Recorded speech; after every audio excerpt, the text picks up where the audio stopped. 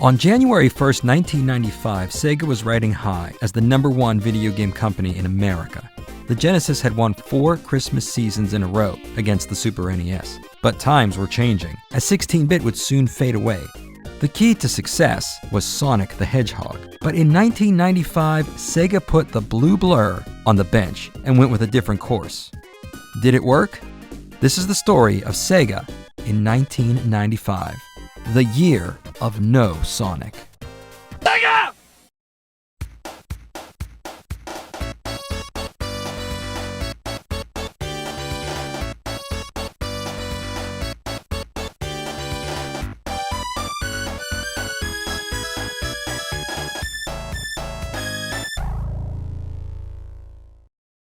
In the 16-bit wars, the scorecard at the end of 1994 saw Sega reporting 4 million Genesis sets sold that year, 17.5 million overall, and over $3 billion in revenue. The 1-2 punch of Sonic 3 and Knuckles and a rock-bottom price for the Genesis, often under $99, led to millions in sales and millions of happy new owners. The added revenue from the Sega CD, Game Gear, and 32X helped bump up those numbers. Nintendo sold 3.7 million Super NES sets in 1994. Donkey Kong Country was their big game, selling 2 million copies in just 6 weeks. In essence, the scene was a 50-50 split. As to who was winning the war, well, that was whichever controller you were holding at the time. In prior years, each Sonic game was centered around a public event. Sonic Tuesday in '92, Sonic Mania Day in '93, and Hedgehog Day in '94. But behind the scenes, Sega was about to hit a switch track that would sideline the most famous hedgehog in the world. The Japanese Genesis, the Mega Drive, was not as popular as it was in the US, UK, or other places. Sega reached a 20% market share in Japan, but that wasn't cutting it. New hardware, the Saturn, had been in the works and was ready for Japan in 1994, the rest of the world in 1995. While the Genesis was still as hot as it was in 1991, a transition was underway. The teams from Sonic 3 and Knuckles had split up. Most of the Japanese staff began to work on games for the Saturn. Those in STI in California continued on with more Genesis games. Those who lined up for Sonic year after year were expected to be the first to take the Saturn home. And with newcomers to the Genesis already having a choice of 4 awesome games, there wasn't much need to bother with a new Sonic. With the Genesis now 7 years old, there weren't really any tricks left that could outdo the other Sonic games, regardless. Sega of America, led by Tom Kalinske, embarked on a wide net strategy for 1995. Catch as many non-Genesis owners as possible, move some existing owners to the Saturn, and keep those not quite ready satisfied with another year of great games. A few highlights from 1995 have been repeated ad infinitum. But how did that year turn out on the whole for the boys in blue? Let's see how things went down in Sega Land in 1995. We're going to kick things off with the Sega CD. You might say that since 1995 was the end of the road for our beloved multimedia add-on, there was nothing much for it except the usual late-in-life shovelware efforts. But you'd be wrong in this case. 1995 was a pretty strong year for the Sega CD, even if there weren't as many games, nor a grand send-off by Sega. One game was Popful Mail, released in February 1995, one of the many collaborations between Sega and Working Designs, where a Japanese game that would otherwise never be localized was brought to the US. Popful Mail is a side-scrolling action-adventure game with RPG elements. If you've ever played the Battle of Olympus, East 3, or Legacy of the Wizard, you'll get it right away. You wander around a huge map, attacking enemies, and meeting several good guys and bad guys along the way. The star of the game, Mail, is a bounty hunter who's been down on her luck as of late. Her main rival, Nuts Cracker, has evaded capture yet again. While coming to terms with the situation, she notices a bounty of 2 million gold for a wizard named Muttonhead. Mail sets off on the quest of a lifetime for a payoff that would have her set. While the action in Popful Mail is fun, it also has a rather unique backstory to it. A real case of what if, because Popful Mail was originally meant to be a Sonic game. Popful Mail had already been a hit on Japanese computers, and rather than release the same game, the idea was tossed around to place the game in the Sonic universe, with Mail becoming the sister of Sonic the Hedgehog. This idea, titled Sister Sonic, was never seen in public, but just word of the game was enough to have fans write letters to Sega begging them not to go down this road, and instead deliver a faithful representation of the original game. Well, that was that. With the Japanese version mostly in the can, Working Designs stepped in to bring the game to the US, where they turned up the difficulty, added their own humorous dialogue, and did their best to rework animations to lip sync better with English voices. Nobody knows what Sister Sonic would have looked like, though it would have been a switcheroo of magical hat / decap attack proportions. Pop Full Mail on the Sega CD still stands as the only version of the game ever released in English. Another game that was popular enough to bring over from Japan, but still wasn't on everyone's radar, was Shining Force CD in March 1995. The gameplay is similar to others in the series, turn-based strategy. Without spoiling the story too much, Shining Force CD tells the story of Nick, the new leader of the Shining Force in Guardiana. His first job is to find a cure for Queen Anri, who has fallen under a sleeping spell thanks to a curse delivered from the kingdom of Cyprus. Though after crossing enemy lines, it's learned that Cyprus is now a puppet state of the Ion. There is much more to the story, as Shining Force CD was one of the biggest RPGs ever made at the time. The game takes place in 4 parts that will take dozens of hours to complete each one. While this list is focused on Sega, I'm going to make an exception: Snatcher. Though published by Konami, this helped keep the aging add-on going for fans who loved unique games with Japanese influences that were stronger than what was seen in most games. Snatcher is a graphical adventure where all the action takes place through a text menu offering different actions. It gives the player some freedom in what to choose and often a chance to correct any mistakes made. The art style is inspired by Blade Runner and Akira, creating a cyberpunk setting with mature themes. Was Hideo Kojima considered a genius by this point? I think so, but looking back at the early 90s, he still felt underground. Although it was doomed to commercial failure by being a game that was more PC in nature and on the Sega CD, which had a small user base, it was a noble effort on the part of Konami, and shockingly, one of the few games that, despite originating in Japan, had no Japanese Mega CD counterpart. Still, one more exception: Lunar, Eternal Blue, the sequel to Silver Star Story, and the last Working Designs game on Sega CD.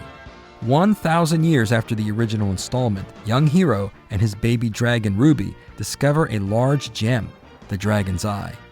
Removing the artifact sets him off on a quest where he crosses paths with Lucia, a visitor from the Blue Star who's made her way to Hero's world to stop Zophar's plans for destruction. The game features twice the amount of dialogue as the first. The trademark anime visual style shines with almost an hour of animation. Working Designs added humor to the translation, making things feel much more organic than the word-for-word translations seen in other RPGs. Maybe some of the jokes have faded over time, but you can't knock them for trying. If you've only played the later versions, it might still be worth it to give this one a spin, to see what's different and what's the same. Though honestly, you'll have a lot of long loading times, high encounter rates, battles that drag on, and the brilliant idea of having to use magic points just to save your game. On a final note, even though Eternal Blue is a sequel, the number 2 is curiously absent, only added in later remasters. I kinda like it that way. While I'm trying to keep this list upbeat, I would be remiss if I didn't mention that 1995 had more than its fair share of full-motion video games. Surgical Strike, Fahrenheit, Wirehead, and Night Trap, again in a 32X version. But 30 years later, look at what's remembered: deep, thoughtful games with beautiful hand-drawn 2D art that every executive was convinced nobody would ever like. And what's not remembered? Grainy, poorly acted dreck that barely qualifies as a video game, but scored points against Nintendo in a 30-second commercial. All in all, if you hung on to your Sega CD in 1995, you got your money's worth. Can we say the same thing about the 32X? In retrospect, it's easy to rag on all of Sega's add-ons, but the 32X was fully sold out in 1994, so there were over 500,000 homes already gaming in 32 bits. There was a full schedule of releases in 1995, but many of the better ones already existed on the Genesis, while Virtua Fighter was on the Saturn. So there really wasn't much in the way of originality and quality except for Knuckles' Chaotix. Naturally, a Sonic series game would stand out as the best on the 32X. The game began life as a conceptual demo, Sonic Crackers, where Sonic and Tails were tethered together, keeping both on screen at all times. The idea probably came from the fact that Tails was always being left behind in Sonic 2. Banking on the success of Sonic and Knuckles, the Echidna gets the starring role, along with 4 friends, known as the Chaotix: Mighty, Vector, Charmy, and Espio. They team up to keep Robotnik and Metal Sonic from obtaining 6 Chaos Rings located in the game.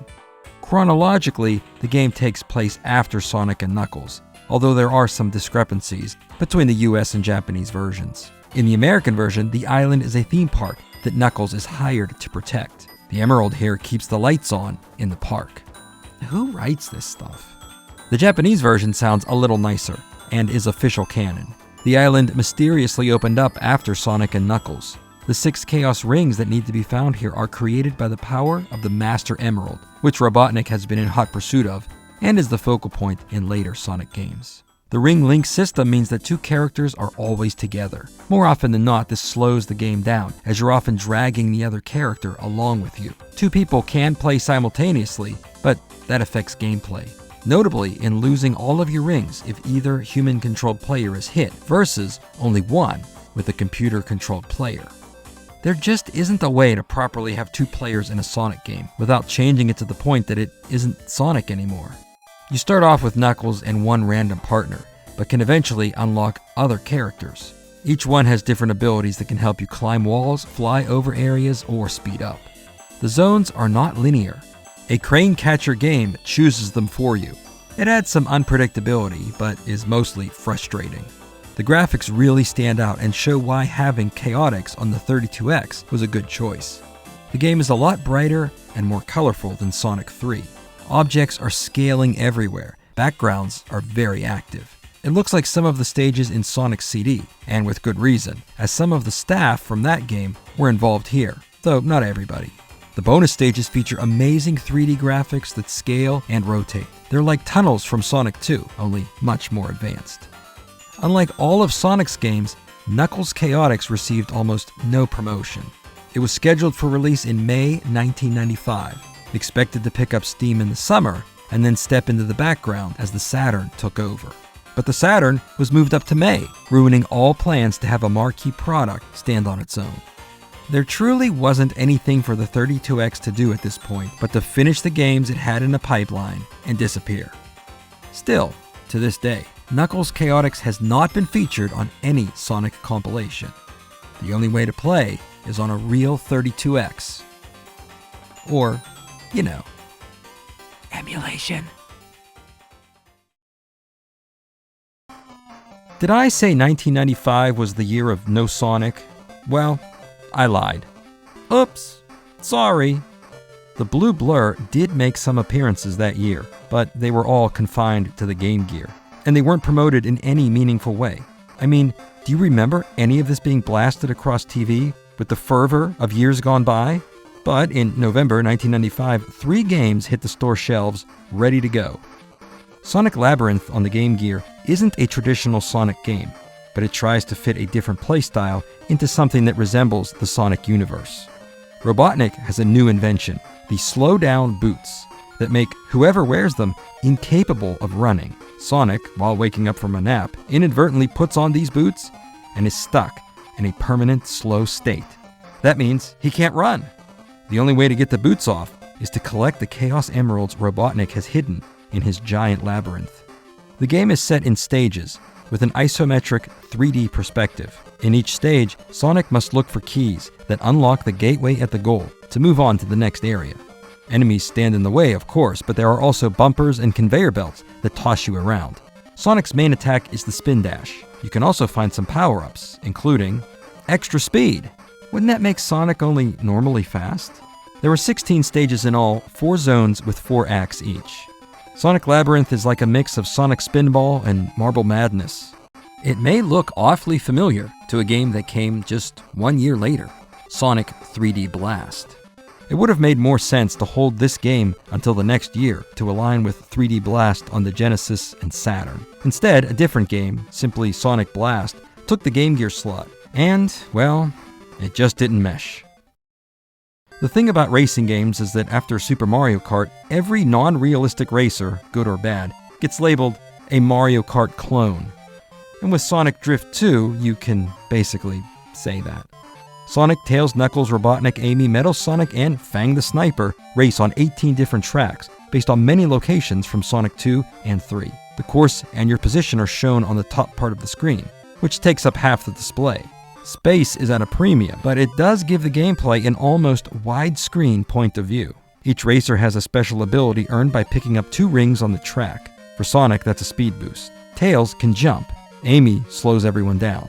Robotnik causes crashes. There are other items that help you or slow you down. There's a lot to try out. Standard races, free runs, and the Chaos GP, the story mode, where the good guys race to collect Chaos Emeralds, then face Robotnik on his own course. And hey, this is Sonic Drift 2. Where's Sonic Drift 1? Oh yeah, it's only in Japan. The closest thing to a standard Sonic experience on the Game Gear in 1995 was Tails' Adventure. Don't let the title lull you into thinking it's just artistic wordplay. It's literally an adventure game starring Tails. Miles per hour maneuvers through stages, not exactly mazes, but the finish line isn't linear. It's a slower game, and there are many obstacles and barriers in the way. The stages connect via an overworld map. You have to clear some areas before others are accessible, and there is some backtracking. Of course, the goal, like always, is to retrieve the 6 Chaos Emeralds. However, this time Robotnik isn't the culprit. Instead, the Cuckoo Empire has invaded Tails' home of Coco Island and stole them. Tails needs to use his brain power to solve puzzles and make his way through each stage. Bombs blow up rocks, the Super Glove picks up heavy objects, and night vision helps Tails see in the dark. These are just a few of the many items in the game. Others include Sonic's Spin Dash and Knuckles' Punch. Tails' mechanical know-how is also shown off in the game, as he uses the remote robot and the Sea Fox. His ability to fly remains and is extended a few more seconds with each Chaos Emerald recovered. The graphics are very detailed for the Game Gear. Some backgrounds imitate the Genesis style surprisingly well. It's not 16-bit, but you'll wonder how the Game Gear can pull this off. Tails' Adventure isn't bad, but it's several steps away from what Sonic games usually are. Sonic is all about speed, and the Game Gear just can't do that. The trade-offs make for a fun game, it's just not what you're expecting. If you're wondering how Sega, technically Aspect, came up with this idea, Tails' Adventure follows an earlier Japan-only game, Tails Sky Patrol. And now we come to the Saturn. Okay, let's take a few shots, breathe deep, and let her rip. First, yes, the PlayStation ran right over the Saturn and outsold it from day one in the US. There were many factors, but internet people not even born in 1995 have condensed everything down to this. That's right. Sony's 1-second presentation supposedly killed the Saturn in one stroke. But let's slow down here and really review what happened on the ground. Everyone knew 1995 would be the year of 32-bit. The Saturn, the PlayStation, and N64 were supposed to land in America around the same time. The 64 got delayed as usual. The Saturn and PlayStation went on sale in Japan at the end of 1994. The Saturn went first on November 22nd, selling 200,000 units on day one. For Sega, that had never happened.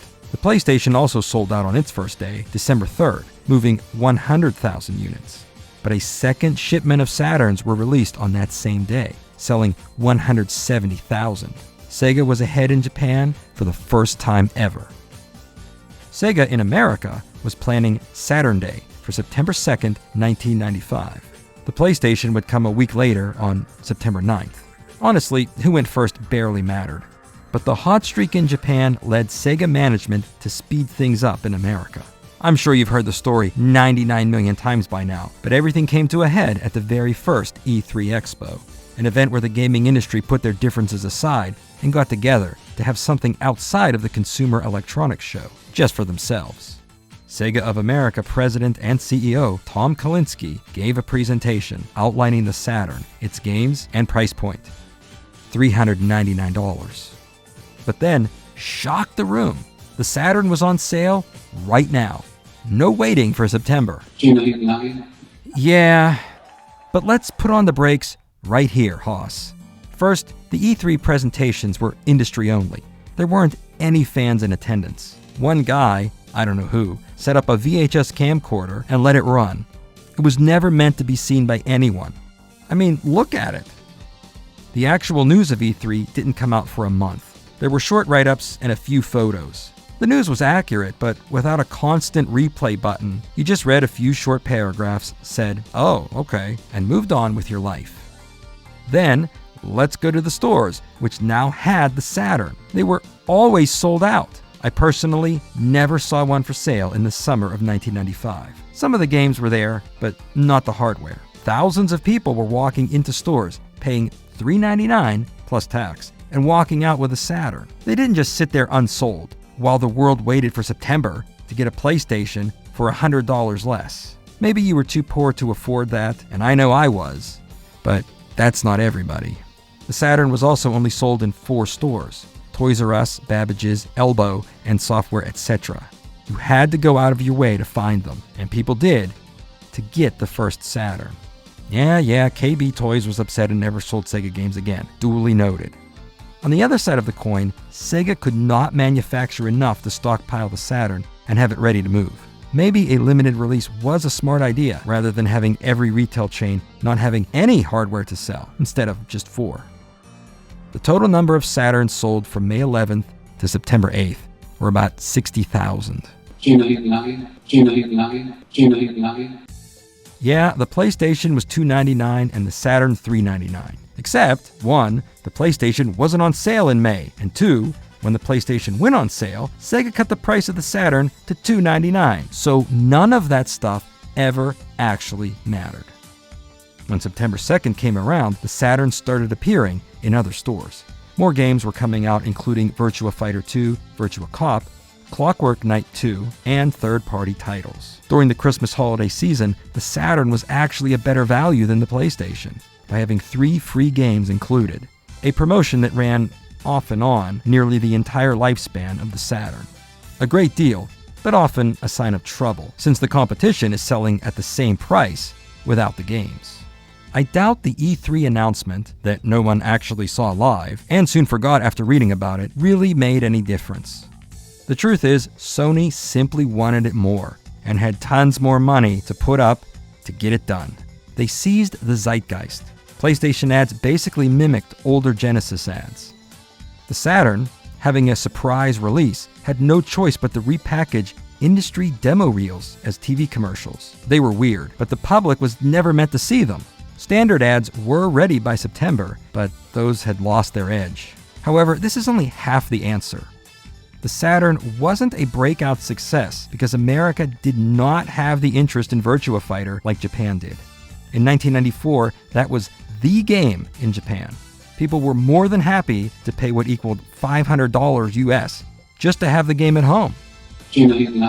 Let's not forget that by the next E3 in 1996, the Saturn and the PlayStation were both $199 to undercut the N64.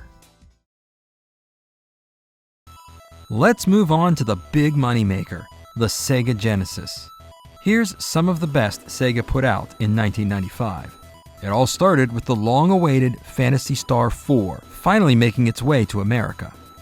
The game brings the Algol Star System saga to a close, with an impressive effort that ties in the last 3 games and reorients the story back to Motavia in Algol, while sending the series out on a high note. The characters who come and go in your party, the number of mazes, enemies, items, and everything else is bigger than any other game in the series. The highlight of Phantasy Star 4 is the manga-style intermissions that play throughout the game and carry the story. Beyond that, you'll find an advanced attack system where multiple party members can join techniques for special attacks, and lots of dialogue, which is altered depending on who leads the party. Townsfolk always have something interesting to say, while inanimate objects have a lot of descriptions. There's also a series of side quests that are very entertaining. All of it leads up to the final battle between the people of Algol and the Profound Darkness. It's hard to say that Phantasy Star 4 is the last great Genesis RPG because it was originally released in 1993. But from the point of view in the US in 1995, I would find it hard to disagree with. One final historical note: Phantasy Star 4 retailed for $99, tied with Virtua Racing for the most expensive Genesis game ever. If there is a candidate for the last great Genesis game overall, it would have to be Ristar, released alongside Phantasy Star 4 in February 1995. The concept of Ristar goes all the way back to rough designs for the first Sonic game. Back then, the playable character was a rabbit who would use his ears to pick up and throw objects. This got in the way of the speed the rabbit was supposed to have, and so the whole idea was abandoned. The concept was reborn after Sonic 3 with a new character that could complement its main star with a slower but similar style of play. Ristar has stretchy arms that can reach out, grab things, or pull them in for a headbutt, as well as to reach faraway platforms above. In Ristar, a legendary hero of the past is kidnapped by the evil Greedy. Ristar has to save the planet Flora and rescue the hero, who is directly related to the star of the game. The control scheme and story is clearly not Sonic, but the two look very similar, with bright graphics and upbeat music. Without a new Sonic game, Ristar was put in the position of the next big action game to buy. Reviews were pretty good, but the game didn't have the staying power or shelf life Sonic had. There was also a Game Gear version with different levels that's worth a try. There were also a few action RPGs that graced the Genesis in 1995. These came from an effort to give the Mega Drive more RPGs in Japan, the Mega Roleplay Project. Of the 7 games in all, Beyond Oasis had the strongest name value, and is one of the best looking games too. Yuzo Koshiro and his company Ancient developed Beyond Oasis, a top-down action RPG. Though you can use swords, arrows, and other weapons, the fighting feels more like a beat-em-up, almost like Streets of Rage. You can't just swing a sword wildly. You have to plan your moves and actually duke it out with enemies on screen. The story involves Prince Ali and his discovery of a golden armlet that can summon 4 different elemental spirits. Their powers of fire, water, plant, and shadow are used to attack enemies and clear different areas. One good thing is that as the world map expands, every area stays open, so you can always backtrack and find things you couldn't get the first time around. The soundtrack is great, since Yuzo Koshiro did it all himself. But the game is not very long. You can wrap it up in about 6 or 7 hours. Though it is one of the few games that uses the 6-button pad, with X, Y, and Z being used to open menus. Crusader of Senti is another top-down action RPG that came only a few weeks after these aforementioned games. While often dismissed as Sega's Legend of Zelda, you won't hear me say that here. Despite a few visual similarities, the game and its quest are actually very different than that tired old mission to save the princess once again. At the age of 14, a young boy, Corona, inherits his father's sword and shield as he begins his warrior training.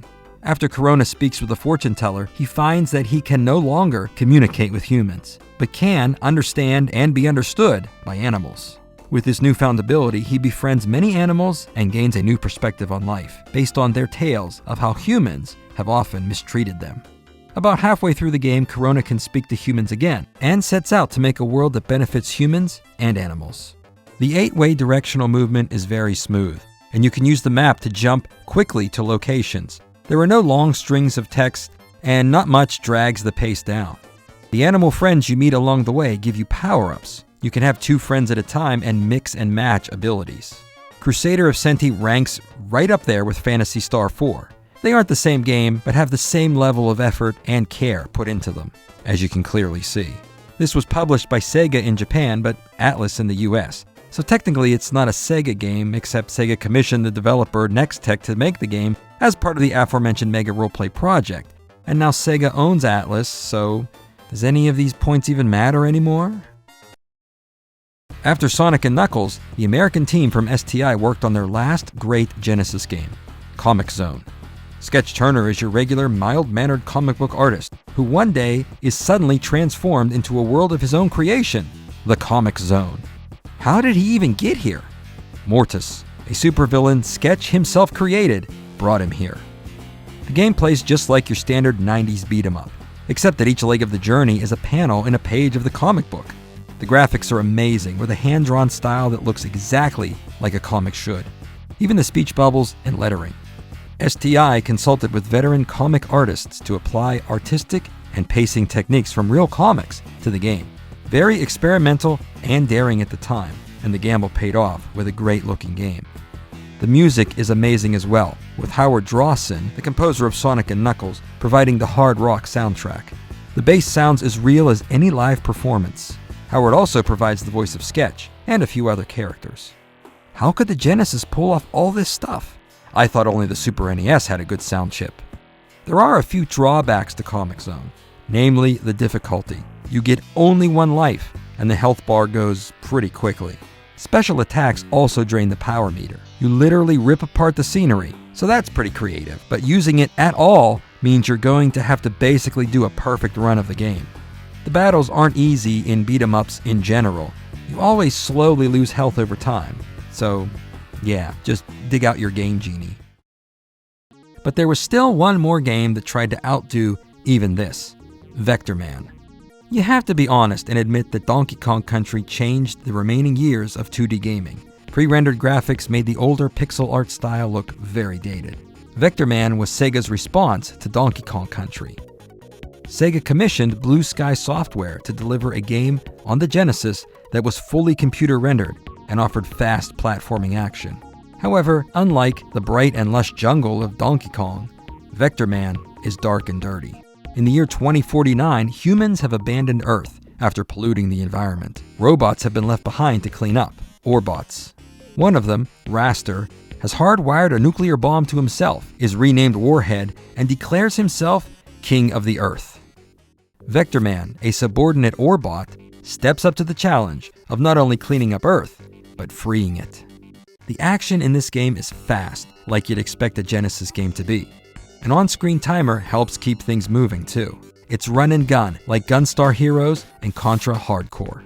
Everything on screen is pre-rendered, but rather than scanning models and building wireframes, Vector Man is made up of spheres.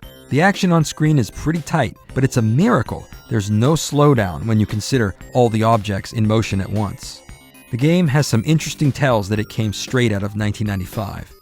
Difficulty levels named Insane, Wicked, and Lame. If you beat the game using cheat codes, you get a talking down to. And there was also a cash prize giveaway to the first person who could finish the game.